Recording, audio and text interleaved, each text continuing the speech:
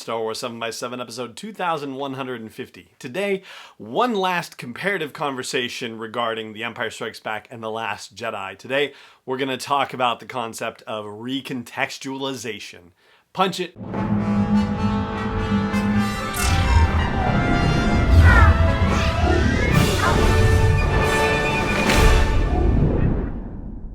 Hey Rebel Rouser, I'm Alan Voivod, and this is Star Wars 7x7, your daily dose of Star Wars joy, and thank you so much for joining me for it. So, in the very first episode of this series where we started talking about The Empire Strikes Back and comparing it to The Last Jedi, or actually probably the reverse, comparing The Last Jedi to The Empire Strikes Back, one of the things that we talked about was the notion of recontextualization. It came up in an interview that Rian Johnson did with The Hollywood Reporter in October of 2017, so a couple months before The Last Jedi came out. The question that was posed to him had to do with recontextualizing past movies, and he was asked, how does yours do that? And Rian Johnson's reply was, each new film hopefully recontextualizes what came before it. That's part of the game. Yes, The Last Jedi is a continuation of not only The Force Awakens, but also the legacy leading up to it. And I had to look up recontextualization just to be sure that I understood what that was. And the definition is to place or view something in a new or unfamiliar context, especially in order to suggest a different interpretation. And we talked about that in terms of The Empire Strikes Back, the grand recontextualization, the I am your father moment. There is no larger recontextualization in all of cinema. I'll hang my hat on that one for sure. The Last Jedi also has its major recontextualization moment as well. And I gotta say, this is a tough thing to pull off, but I absolutely believe that he did it. Rian Johnson did it. The notion of killing Supreme Leader Snoke in The Last Jedi is 100% a recontextualization moment. And in fact, I would say that all the recontextualization moments within The Last Jedi really revolve around the character of Kylo Ren, aka Ben Solo. It starts with us seeing him without his mask. And yes, we saw him without his mask in The Force Awakens, but in the beginning of The Last Jedi, of course, the first time we see him, he's asked to remove his mask, and then his whole situation is derided by Supreme Leader Snoke, and you're just, playing Vader, you're a child wearing a mask, and he destroys it, he utterly destroys it, and you start to see that there's a different situation happening with this character. In fact, he is starting to become both Ben Solo and Kylo Ren at the same time. Like there's a beginning of an integration of the personalities. And I say personalities because it kind of is like that. Like Kylo Ren was Ben's alter ego for all intents and purposes.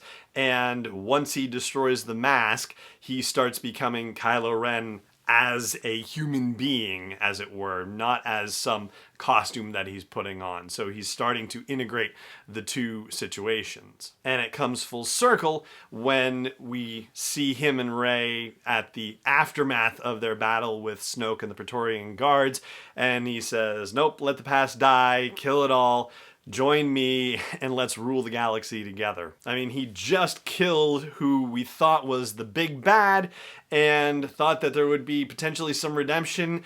Rey is walking around thinking that he's going to turn, and he just killed all the Praetorian Guards and saved her as well. So yeah, you really do expect that something, different is going to happen from what actually happens. And Luke warns us that it isn't going to go the way we think. I mean, that in itself is a real meta moment in Star Wars where, yeah, this is the movie where recontextualization happens, and boy, oh boy, does it ever. But recontextualization could just be a fancy word for growth in character, right? For the completion or the evolution of character arcs.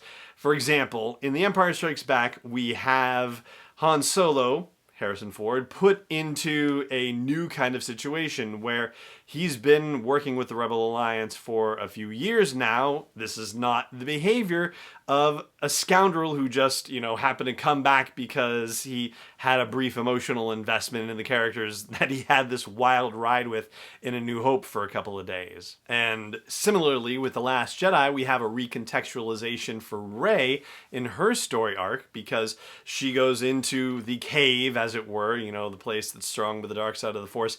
One of the things that always fascinated me about that scene was that when she touches that mirrored wall and it switches and we see, all of these repeated images endlessly of her, what fascinated me about that was that our own perspective changes in the movie as well. So we actually go to the other side of that mirror. And so when she says, "Show me my parents," we're seeing that endlessly reflected mirror, and we're seeing the mirror Rey reaching out to touch that mirrored glass, mirrored ice, whatever it was situation.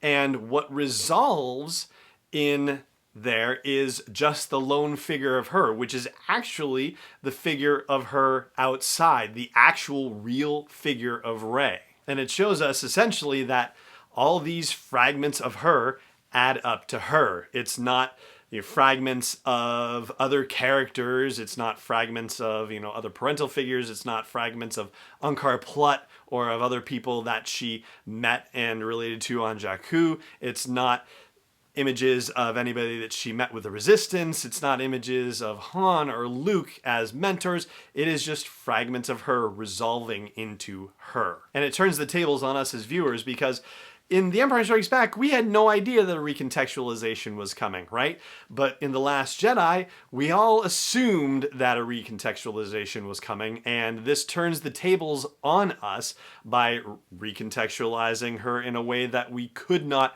have expected, which for my money means that it did exactly what it was supposed to do.